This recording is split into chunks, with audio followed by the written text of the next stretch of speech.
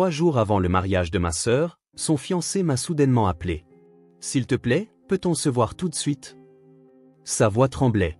Dans un café de nuit, il m'a tendu une enveloppe avec un visage pâle. « Regarde ça, ta sœur n'est pas celle que je croyais. » Avant de commencer l'histoire, n'oubliez pas de laisser un like et de vous abonner à la chaîne pour voir plus d'histoires comme celle-ci. L'automne à Boston revêtait une beauté particulière. Les allées bordées d'arbres le long de la rivière Charles se teintaient d'or, et des flaques de lumière chaude dansaient sur les rues historiques. Lorraine Harris passait un dimanche matin tranquille avec son mari, Michael, dans leur élégante maison de ville du quartier de Beacon Hill.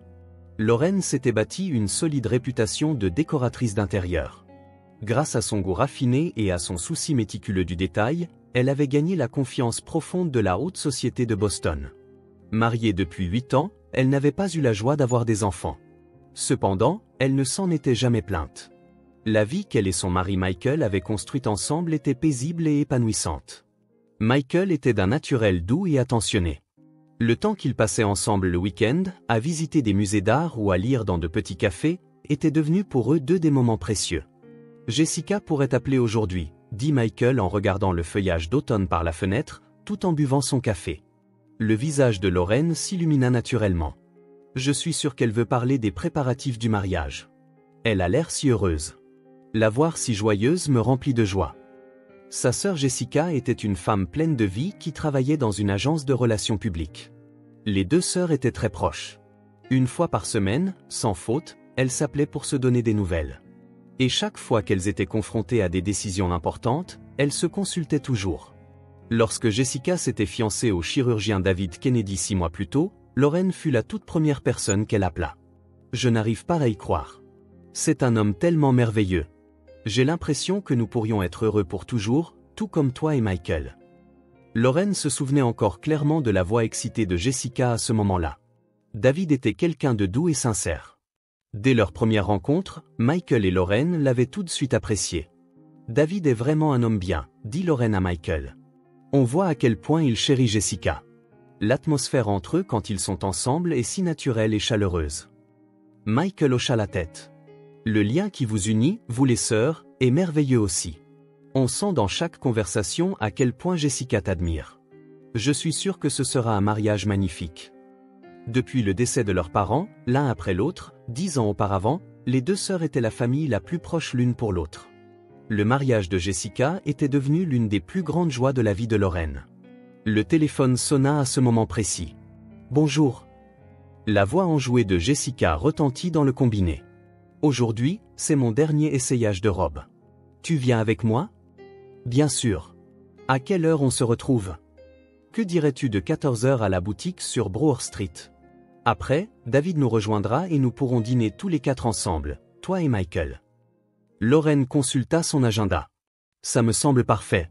J'ai hâte. » Après avoir raccroché, Michael sourit. « Encore un moment entre sœurs. Quand je vois ton expression lorsque tu passes du temps avec Jessica, je comprends vraiment ce que sont les vrais liens familiaux. À quel point nous sommes précieux les uns pour les autres. » Lorraine prit la main de son mari. « Michael, tu es aussi ma précieuse famille. Je suis vraiment excitée à l'idée que nous puissions tous les trois construire un nouveau type de relation ensemble. » Cet après-midi-là, Lorraine fut émue aux larmes en voyant Jessica dans sa robe de mariée. Sa sœur, enveloppée dans de la soie d'un blanc pur, ressemblait trait pour trait à un ange. « Je veux avoir un mariage heureux comme le tien, » dit Jessica en tournoyant devant le miroir. « En vous voyant tous les deux, en tant que couple, j'ai l'impression de comprendre ce qu'est le véritable amour. » Lorraine posa sa main sur l'épaule de sa sœur. « Jessica, tout ira bien pour toi et David. Vous avez tous les deux ce sentiment de tenir profondément l'un à l'autre. » À la mi-octobre, à 3 semaines du mariage, Boston déployait toute la splendeur de son automne. Lorraine et Jessica passaient presque tout leur week-end ensemble à régler les derniers détails des préparatifs. « Que penses-tu de cette nappe ? » demanda Jessica en étalant un tissu de haute qualité couleur crème dans une boutique de linge de maison haut de gamme. La mère de David a dit qu'elle préférait quelque chose de simple et d'élégant. « Elle est ravissante. Je pense qu'elle ira magnifiquement avec ta robe, » répondit Lorraine en palpant la texture du tissu. La mère de David a vraiment un goût exquis. Quand je l'ai rencontrée l'autre jour, j'ai trouvé que c'était une femme très raffinée. La famille Kennedy comptait des médecins depuis des générations et était un clan réputé à Boston. Le père de David était une sommité en chirurgie cardiaque et sa mère, Margaret, était une femme élégante, très engagée dans des œuvres caritatives. Lors de la rencontre entre les deux familles, Margaret avait dit chaleureusement à Lorraine, « Jessica est une jeune femme si merveilleuse. Quand je vois le visage de David lorsqu'il parle d'elle, je vois bien qu'il l'aime sincèrement. » Le week-end suivant, Lorraine assista avec son mari, Michael, à un dîner organisé conjointement par les deux familles. Le dîner offert par la famille Kennedy se tenait dans leur somptueuse demeure du quartier de Back Bay. « Cette soirée a été vraiment très agréable », dit Michael après le dîner, discutant des technologies médicales avec le père de David, le docteur Robert. « En écoutant vos réflexions, docteur, je me rends compte à quel point les avancées médicales ont un impact réel sur la vie des patients. Vos perspectives sur l'industrie médicale d'un point de vue d'investisseur étaient également très intéressantes à entendre. » Le docteur Robert sourit chaleureusement. « David est ravi que nos familles puissent avoir ce genre de relation. » Lorraine sentit son cœur se réchauffer en observant Jessica et Margaret discuter intimement à la table voisine. Jessica recevait une profonde affection de sa future belle-mère, et c'était palpable. Lorraine l'appela Margaret. « Jessica m'a dit que vous étiez décoratrice d'intérieur.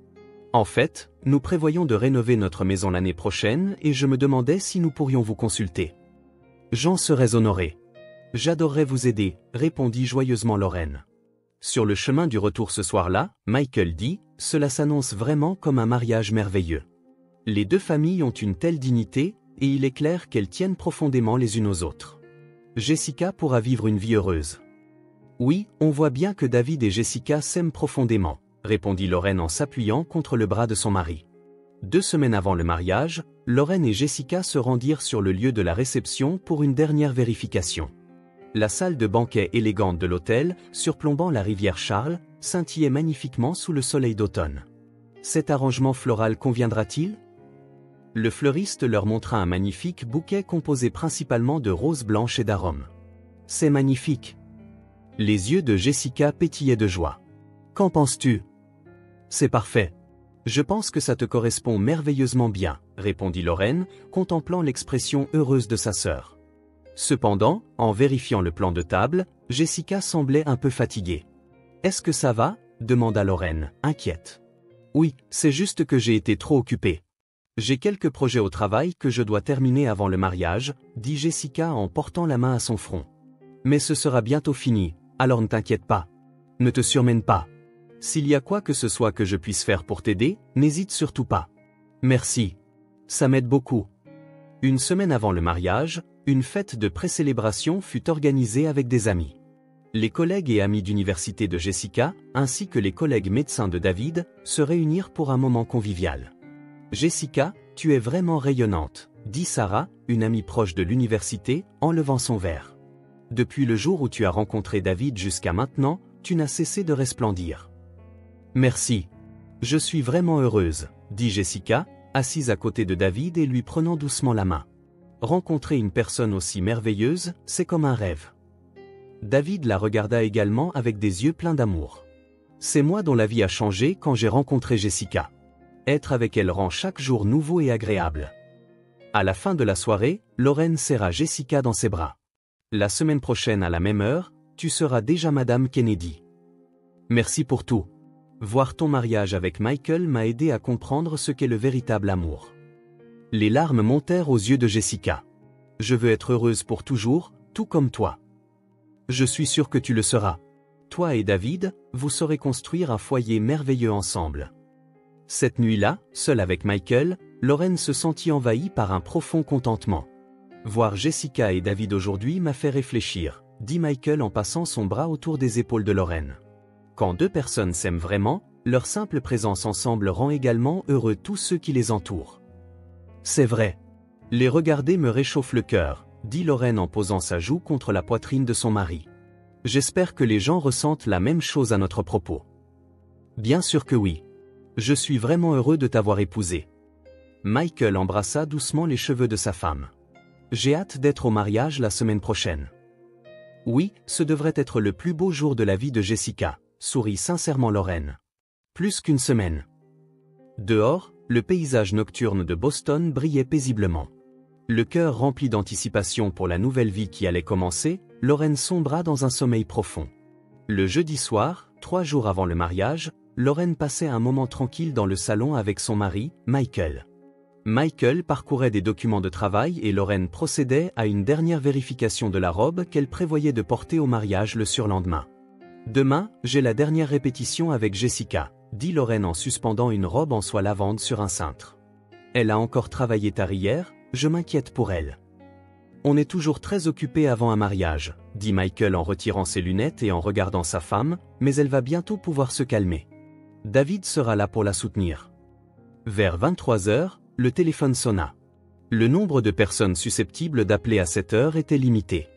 Lauren décrocha le combiné, un peu surprise. « Allô, famille Harris. »« Lauren, c'est moi, David. » C'était bien la voix de David, mais elle était complètement différente de son ton calme habituel. On aurait dit qu'il tremblait. « David, que se passe-t-il à une heure si tardive? Est-il arrivé quelque chose à Jessica ?» L'anxiété traversa l'esprit de Lauren. « Jessica va bien, mais...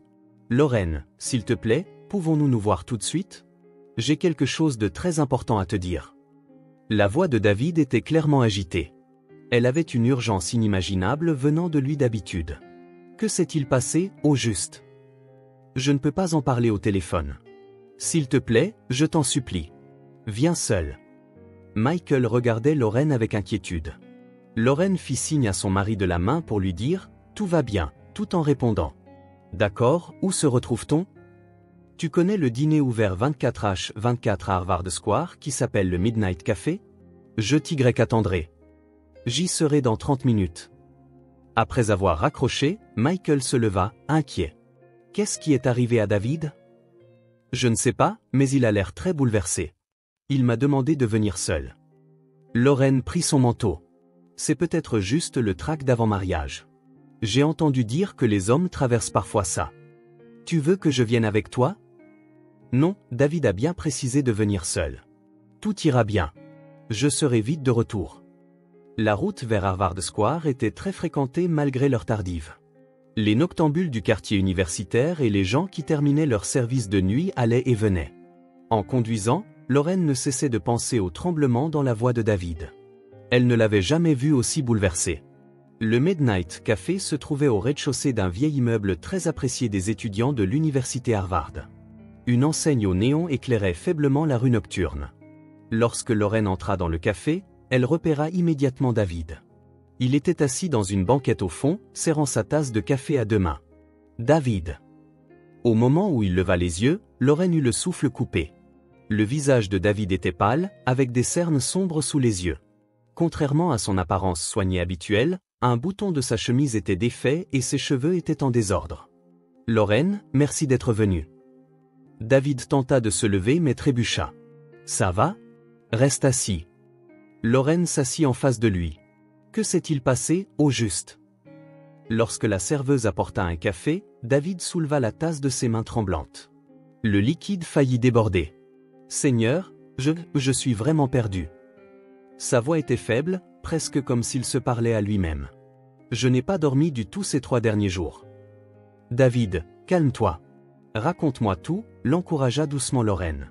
David prit une profonde inspiration et sortit une grande enveloppe brune de sous la table.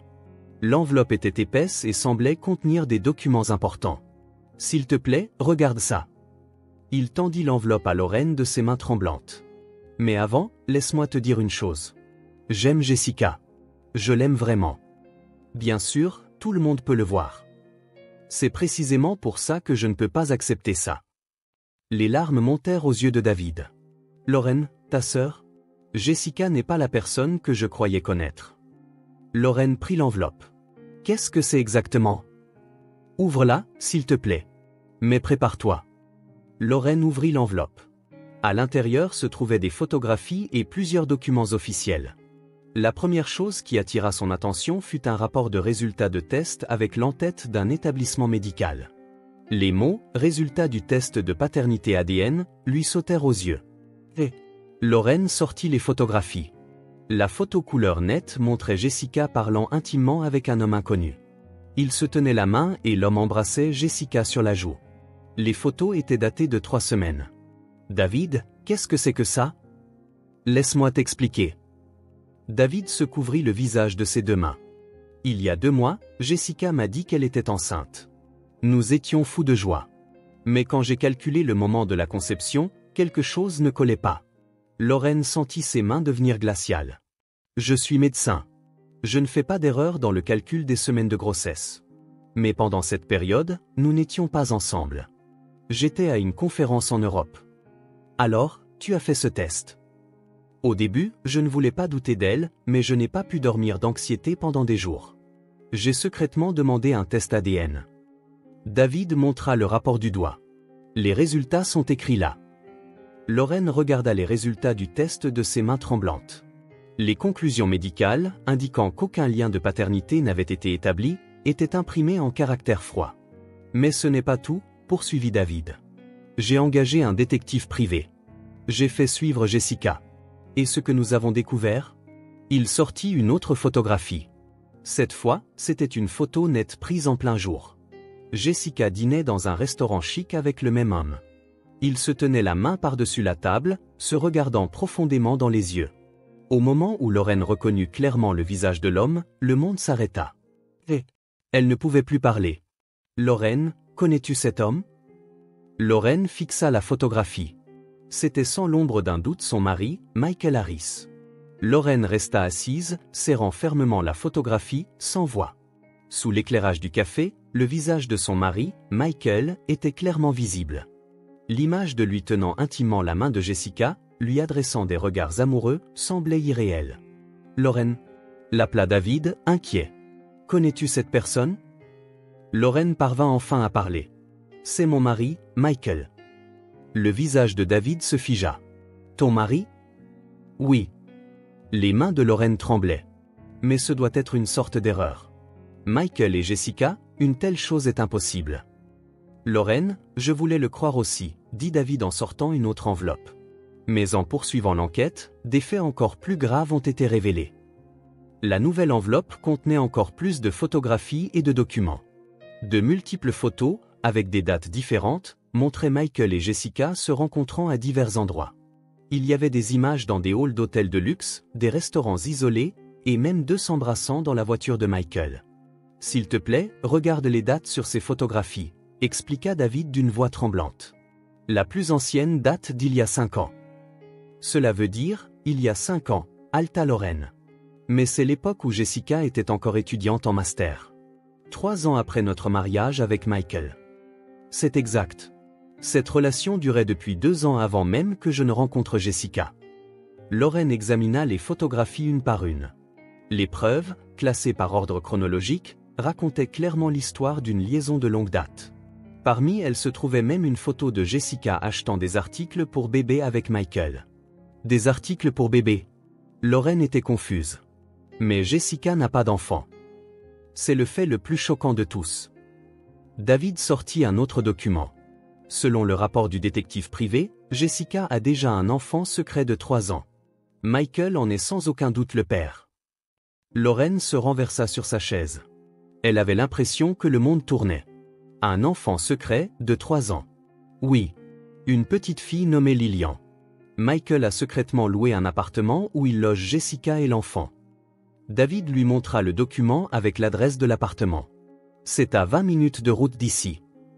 Lorraine se prit la tête entre les mains. Je n'arrive pas à y croire. Pendant 3 ans, je n'ai rien su. De plus, continua David, cette grossesse actuelle est aussi sans aucun doute l'enfant de Michael. Compte tenu des résultats du test ADN et du moment de la conception, il n'y a aucune autre possibilité. Alors le mariage de Jessica avec toi est une couverture. La colère se mêla à la voix de David. On m'a trompé. Jessica se servait de moi pour cacher sa liaison et prévoyait de faire de moi le père adoptif de l'enfant à naître. Lorraine se couvrit le visage de ses mains. Les souvenirs affluèrent. Les expressions parfois fatiguées de Jessica, ses sorties soudaines, les sourires peu naturels en regardant son téléphone, et les sorties professionnelles de Michael le week-end, ses heures supplémentaires en semaine, et l'augmentation récente de ses voyages d'affaires. Nous avons été complètement trompés, murmura Lorraine. Voici le rapport final du détective privé.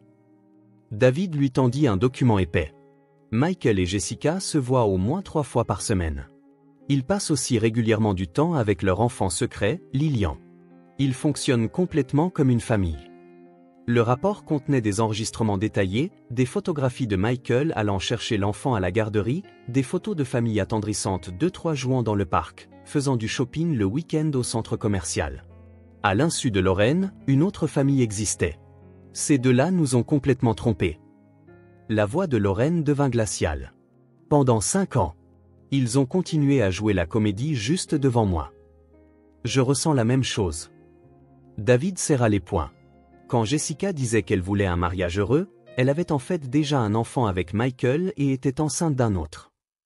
Lorraine se souvint. La signification des expressions complexes que Jessica affichait parfois pendant les préparatifs du mariage devenait enfin claire. Que avait-il l'intention de faire après le mariage, murmura Lorraine comme pour elle-même. Probablement continuer leur vie conjugale avec moi tout en maintenant leur relation avec Michael. La voix de David était remplie d'une profonde déception. Ils auraient élevé l'enfant à naître comme le mien et auraient probablement présenté Lilian comme l'enfant d'un parent éloigné ou quelque chose du genre. Quel plan horrible, frissonna Lorraine. Nous n'étions que des couvertures pratiques pour eux. Les deux restèrent silencieux un moment. À l'intérieur du café, des étudiants travaillant de nuit étalaient leurs manuels et des gens prenaient un dîner tardif. Mais seule la zone autour de Lorraine et David était enveloppée d'un silence sinistre. « David, dit finalement Lorraine. Que as-tu l'intention de faire après ça ? » « J'annule le mariage. » Sa voix était empreinte d'une ferme résolution. « Je n'ai aucune intention de me prêter à cette mascarade plus longtemps. » Mais c'est après-demain. Tous les préparatifs sont terminés, et les invités. Je m'en fiche. David se leva. Maintenant que je connais la vérité, je ne peux pas participer à une fausse cérémonie de mariage. Lorraine se leva également. Attends, David, réfléchissons plus calmement. Calmement ? Des flammes de colère brûlaient dans les yeux de David. J'y ai assez réfléchi pendant 3 jours. J'ai déjà pris ma décision. Je ressens la même chose. La voix de Lorraine était calme, mais empreinte d'une détermination d'acier. Mais au lieu de mettre fin à tout ça en fuyant, je veux révéler leur vraie nature au grand jour. Que veux-tu dire ? Faisons semblant de ne rien savoir jusqu'au jour du mariage. Lorraine fixa les photographies preuves. Et ensuite, pendant la cérémonie, nous révélerons toute la vérité. David parut surpris. Devant les invités ? Oui. Faisons en sorte que toute la famille et les amis le sachent. Qu'ils voient à quel point ces deux-là ont été méprisables, à nous tromper pendant 5 ans. Une colère froide habitait les yeux de Lorraine. Le jour du mariage, plus de 100 invités s'étaient rassemblés dans la salle de banquet de l'hôtel surplombant la rivière Charles. Jessica, vêtue d'une robe d'un blanc pur, était plus belle que jamais. Cependant, aux yeux de Lorraine, ce sourire ressemblait à un masque terrifiant. Lorsque la cérémonie atteignit son apogée, Lorraine se leva doucement. « Mesdames et messieurs, je vous prie de m'excuser. » Sa voix résonna dans toute la salle grâce au micro. « Il y a des faits importants concernant les mariés que je dois partager avec vous tous. » Alors que des murmures remplirent la salle, Lorraine projeta les photographies preuves qu'elle avait préparées sur le grand écran. Les preuves de la liaison de Michael et Jessica, les photos de leur enfant secret de 3 ans, Lilian, et les résultats du test ADN apparurent les uns après les autres. Ce mariage est un mensonge. La mariée, Jessica, a une liaison avec mon mari, Michael, depuis 5 ans.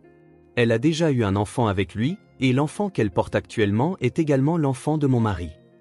La salle fut plongée dans un silence de stupéfaction. Jessica devint blême et Michael tenta de se lever de son siège mais trébucha. David a été complètement trompé. Pour eux, nous n'étions rien de plus que des couvertures pratiques pour cacher leur liaison. Des sanglots et des cris de colère commencèrent à s'élever parmi les invités. Les parents de la famille Kennedy étaient indignés et les collègues de Jessica affichaient des expressions choquées. La cérémonie fut immédiatement annulée. Dans la confusion, Jessica et Michael disparurent de la salle comme s'ils prenaient la fuite. David se tint à côté de Lorraine et s'inclina profondément devant les invités. « Je vous présente mes sincères excuses pour tous ces ennuis. Connaissant la vérité, je ne pouvais pas prononcer de faux vœux. 1 an s'est écoulé depuis. Michael a perdu toute crédibilité dans son entreprise et a été de fait banni du secteur de l'investissement. Lors du procès en divorce, il a dû verser à Lorraine la majeure partie de ses biens en compensation, et il vit maintenant seul dans un petit appartement. Jessica a perdu son emploi et ne peut plus travailler dans le secteur des relations publiques. Elle poursuit une bataille acharnée pour la garde de son nouveau-né avec Michael. Mais avec le problème supplémentaire de la pension alimentaire pour Lilian, âgée de 3 ans, elle est en proie à des difficultés financières. Tous deux ont perdu leur crédibilité sociale et vivent des vies solitaires. L'amour factice qu'ils avaient construit pendant 5 ans s'est transformé en une dispute sordide une fois la vérité révélée. Un soir d'automne, Lauren se promenait dans le Boston Common avec David. Les deux avaient noué une belle amitié et se retrouvaient occasionnellement comme ça pour se donner des nouvelles. « Ta décision était la bonne », dit David en s'asseyant sur un banc. « Si nous étions restés silencieux, nous aurions été blessés encore plus profondément. » Nous n'avons pas perdu une vraie famille, sourit paisiblement Lauren. Nous avons simplement été libérés d'une fausse famille.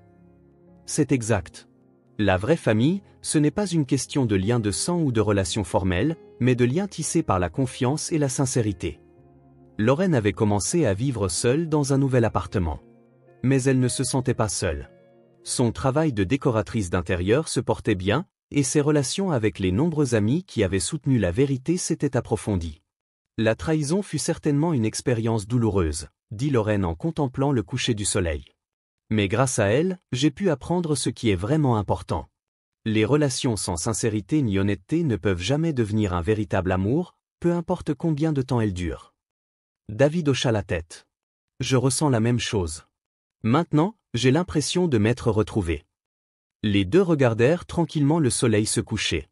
La nouvelle vie qu'ils pouvaient entrevoir, au-delà de la douleur surmontée, était bien plus emplie de vérité qu'auparavant.